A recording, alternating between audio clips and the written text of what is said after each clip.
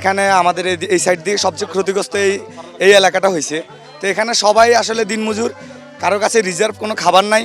তো এই পর্যন্ত আসলে এই একটা কোম্পানি আসছে, এখানে ন্যাশনাল লাইফ ইন্স্যুরেন্স আসছে, ও আহামরি ওই রকম কোনো বড় প্রপার কেউ আসে নাই।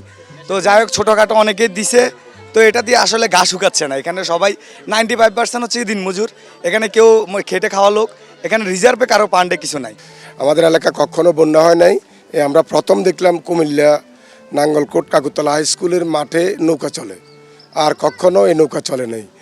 আমরা এলাকার বিভিন্ন স্বেচ্ছাসেবী সংগঠন এগিয়ে আসছে, সামাজিক সংগঠন এগিয়ে আসছে বিভিন্ন, যেমন এখানে আজকে ন্যাশনাল লাইফ ইন্স্যুরেন্স কোম্পানির সিইও কাজিমুদ্দিন সাহেবের বাড়ি এলাকা, ওনার আত্মীয় স্বজন থেকে শুরু করে কোম্পানির লোকেরা সবাই আসছে, সবাই ত্রাণ দিতেছে, গ্রামে দিচ্ছে, বিভিন্ন আশ্রয়কেন্দ্রে দিচ্ছে। ইনশাল্লাহ কাজিম ভাই আমাদের এখনও দিতেছে, আগেও দিচ্ছে, বিভিন্ন সময় দিচ্ছে।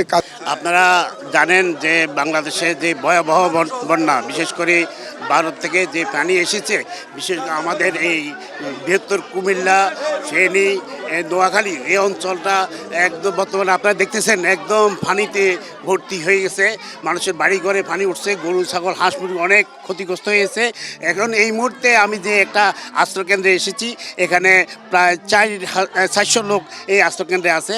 এখানে আমরা ন্যাশনাল লাইফ ইন্স্যুরেন্স কোম্পানি, আমরা মাননীয় প্রধান উপদেষ্টার তহবিলে আমরা আমাদের সকলের 5,000 দাপ্তরিক স্টাফের একদিনের বেতন দিয়েছি।